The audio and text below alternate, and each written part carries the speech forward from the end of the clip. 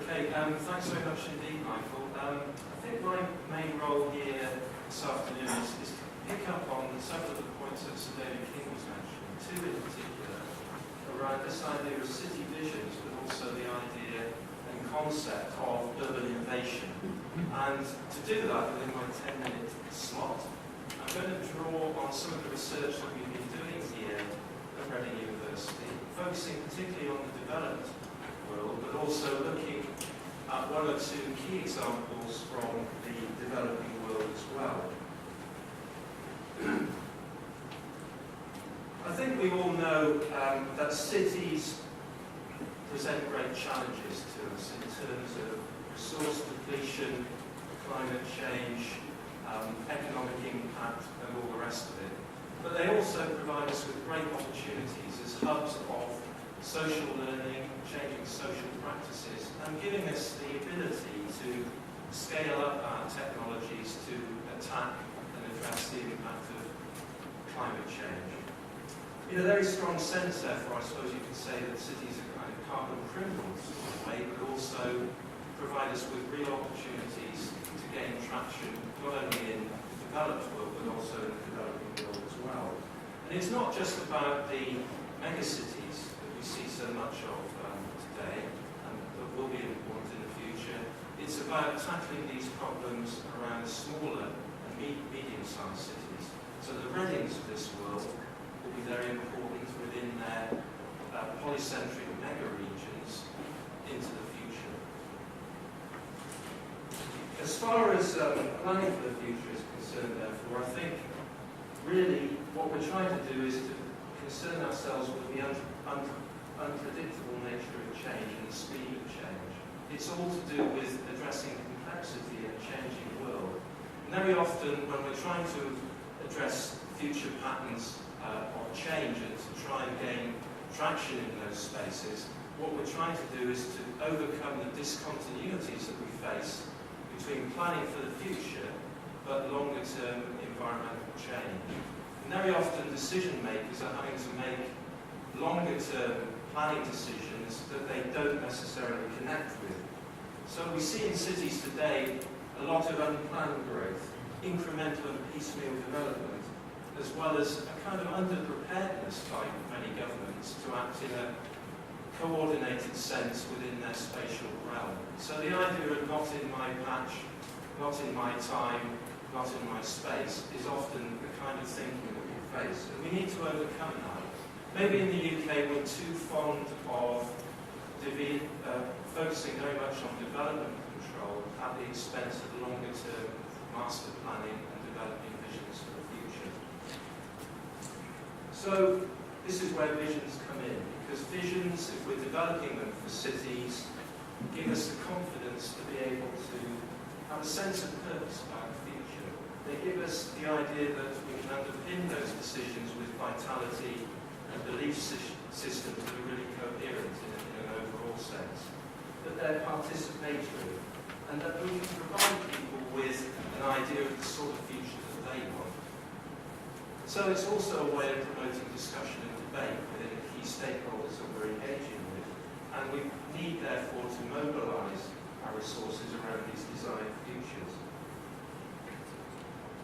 Well, we can see lots of examples from around the world of cities developing visions. We've seen a vision for Bristol, which George Ferguson, the elected mayor of Bristol, has developed. We've seen a vision for Copenhagen based around a carbon-neutral future. And we've seen a vision for Vancouver developing its 2020 vision and its aspiration to become the greenest city by that date.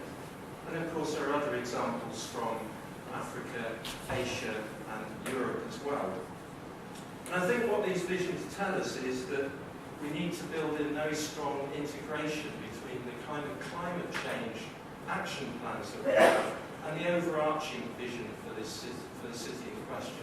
It's not just about developing a brand for the city, it's more than that.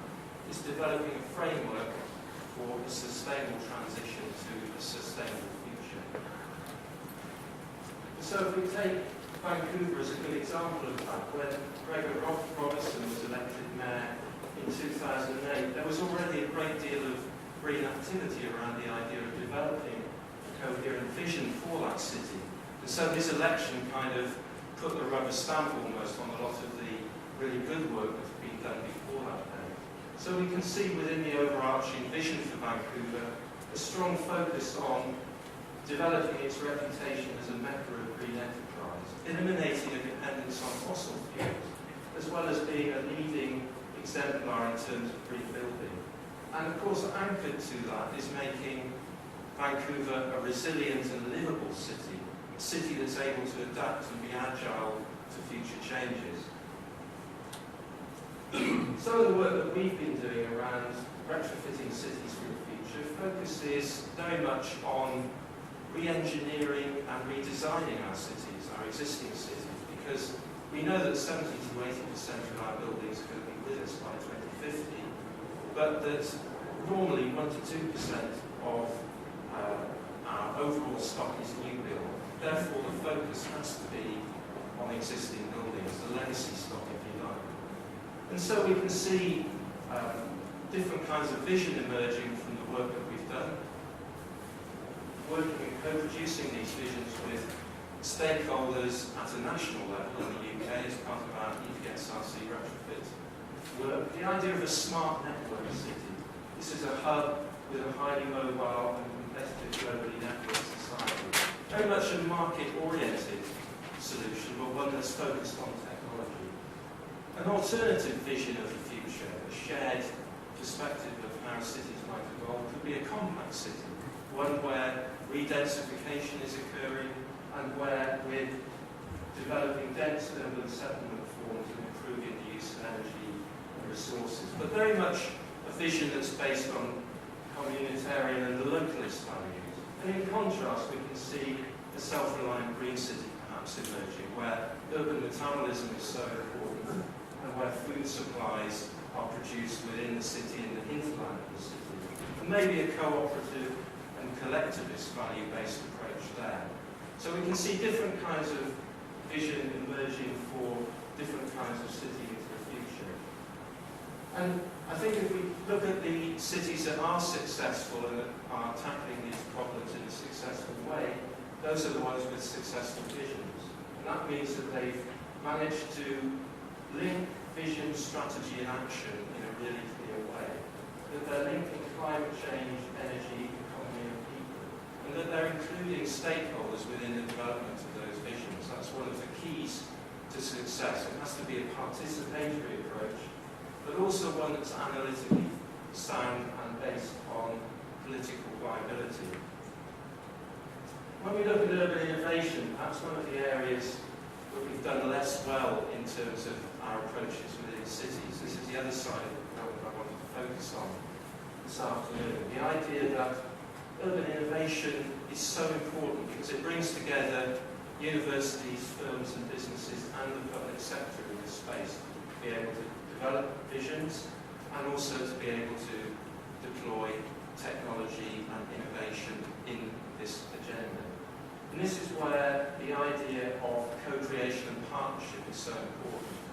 When we look at reports like the Whitty report, for example, and the recent Terry Farrell report on architecture and the built environment, those reports have focused on the co-production role of universities making this space. So the idea that, in a way, universities can help create a new society by working with partners to create visions for those cities. And as an example of this, we're working with key stakeholders in Reading and the Thames Valley region to develop a Reading 2050 vision, which builds on some of the work that the government's BIS Future Cities Foresight programme has been focusing on. That set of visions looks at 2065 city visions for a whole host of large cities around the country. We're focusing on the 2050 vision for Reading, which is going to bring out and tease out some of the answers to these questions. So how can Reading be both smart and sustainable? A key challenge, I think. What would low carbon living look like in 2050?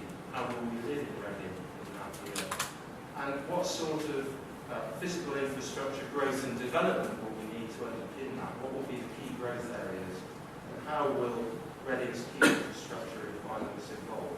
So we're working with Barton Wilmore and the Reading UK CIC to develop this vision, as well as Thames Valley Berkshire LEP. And some of you in the audience tonight will also be present at the workshop next week, which we're really pleased about. So to wrap up, every city is different. This is one of the key challenges. There is no single blueprint, but the idea of developing a coherent and robust shared understanding of the future, a vision that really is anchored to the climate change strategy, is so important. Let's not forget the people and the way that people interact with these agendas, because I think one of the problems with the smart city agenda is that perhaps the people element is a little bit underplayed. Maybe some of our speakers will pick up on this point and address that potential criticism. It's about overcoming the fragmentation between energy, water and waste decisions in cities, and also the kind of fragmentation in governance structure. So many of our cities are not unitary authorities, which creates problems in decision making. So we need to overcome that and perhaps move away even from a competition-based set of funding issues to one that is more around collaboration and cooperation. And then a key challenge, I think, in the light of the local economic partnership model, which has been introduced in England, is to try much more closely to link economic growth with the low carbon agenda. So how can we square the circle around those two major challenges? And then our final challenge is to be able to develop new funding models and new innovative financing mechanisms to underpin this really important